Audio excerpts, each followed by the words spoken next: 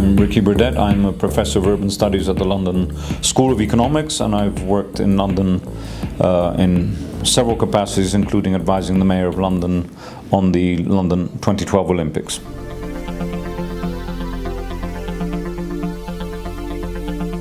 Well, architecture can be defined in different ways, but I mean, ultimately it's about shaping form, but for me it's about shaping social form.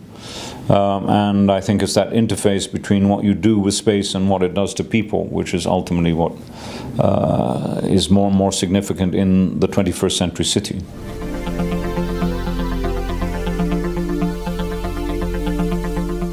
The architect has to continue doing what he or she has done for the last 5,000 years, which is to make objects of great beauty which uplift the spirits of whoever either commissions them or occupies them or sees them, but increasingly has to take on two other things, which is to make things in such a way that they are part of an environmental whole, but also to be much more conscious of what the social impacts are of decisions that the architect may make. So, for example, in designing a school, is the classroom going to have enough daylight? Can you actually see through the window if you're this high?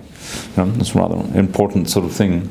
And equally, when it comes to sort of public space in cities, be much more aware of how different people, different backgrounds, different ages actually use the spaces over time when the climate may be horrible, and particularly for those people who aren't the most advantaged in life. And I think the architect has to, unless they want to wipe themselves out and become aesthetes, has to deal with these big issues.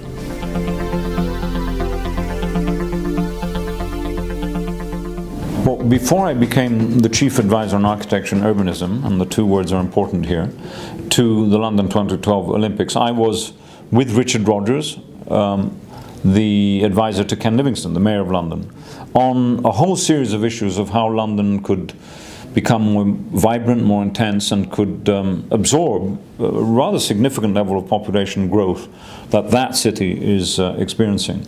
So my role in the Olympics project, together with hundreds of other people, right, I was one of many who took part in this, was really to do two things. Partly a very classic role of advising on how to choose good architects for the venues and the parks and the spaces and everything else. So I worked with others as a jury member on all the architectural competitions. The one that gave Zaha Hadid the commission to do the Aquatic Centre, Michael Hopkins and partners to do the Velodrome, and George Hargreaves and the American landscape architect to work on the main park. So I was very involved in that, and I guess played an important role in trying to open the ground and also bringing younger architects, some of whom are not very well known, and that was great, and we were able to do that. But the second part, which is the urbanism part, was about two things. One is to make sure that the master plan, which was developed by 3 or 4 different teams working together, recognized the fact that it was part of a much more intense, complex social hinterland, which is East London, one of the most deprived parts of any European city that you can find. So issues of connectivity to the surroundings, issues of providing facilities which would be built with Olympic money, could then be used in the future by communities in the surroundings. So I'm thinking not just of the swimming pool, but I'm thinking of schools, and I'm thinking of health centers and all that. How not only can you provide them and put them there, but make sure that they're accessible and they don't become part of a big ghetto, I guess. So I think that was one important thing in terms of the urbanism side. And the other one is to think of urbanism not just as in terms of scale, but in terms of time. Ultimately, any of these big projects, and the Olympics is a massive project, $15 billion of public investment at least, you can only measure success over probably 20 or 30 years. If you go there now, you see a nice park, some buildings being remodeled, and cranes taking down buildings, in fact. And in 6 months' time, you'll see the first new housing going up next to the Athletes' Village. That will be one bit of a jigsaw which will, I think, create an integrated piece of London. That's the model.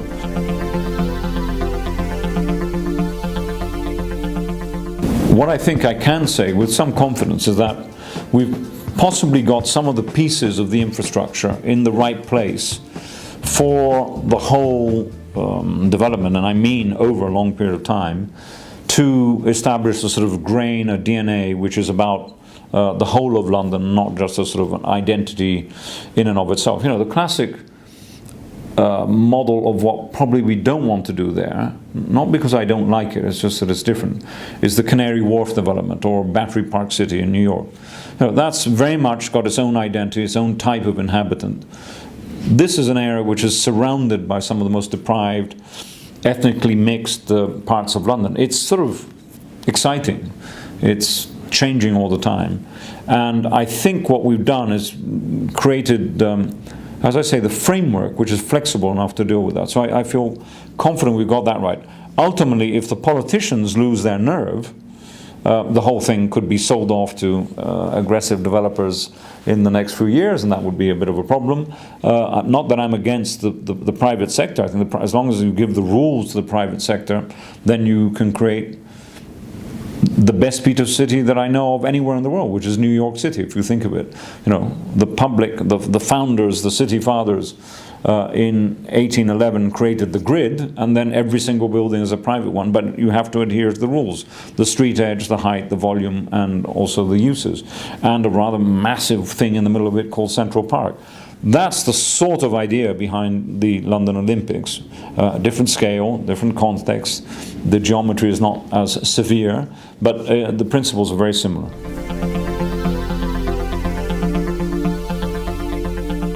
The debate, certainly in England, is much more mature than it was 20 odd years when Prince Charles made his comment on the profession, on modernism.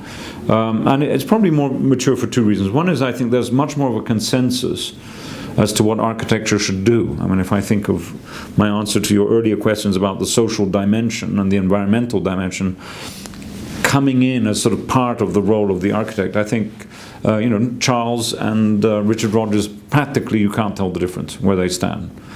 In terms of intervention in, let's call it your classical historic landscape, there is a very, very strong lobby that we shouldn't change it. But if you take your camera in London today, you just wouldn't believe there's any conservation. I mean, you point the camera south of the river and you see Europe's tallest building, Renzo Piano. A sort of complete disruption of the London skyline. I find it a beautiful disruption. And I think it's a fantastic statement. It's an 80-story building with no car parking in front of a railway station, on top of a railway. Great.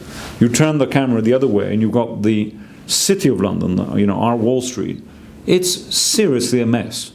You've got some nice buildings by Richard Rogers, some crappy buildings by KPF, a weird building, the Walkie-Talkie by Raphael Vignoli. They're all going up at the same time. It's cacophony, complete.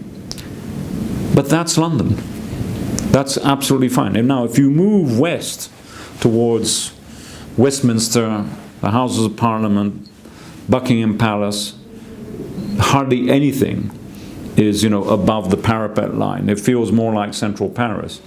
You go south of the river in the messy old parts of Battersea, and it looks like Dubai. Right?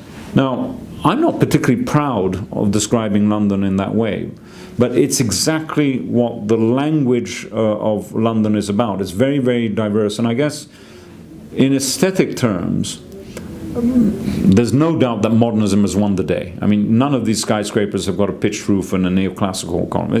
We didn't get Philip Johnson and postmodernism, right, which could have happened. Right?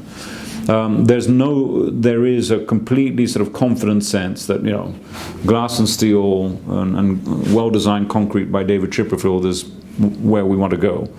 There's much greater attention through the planning system in those traditional areas. But I think the day of pastiche, which is I think what Prince Charles had in mind, it's not even they're over, and they never happened. I mean, and that is simply because the UK is and has to be to survive, highly competitive. It's got to be open and it's got to be modern.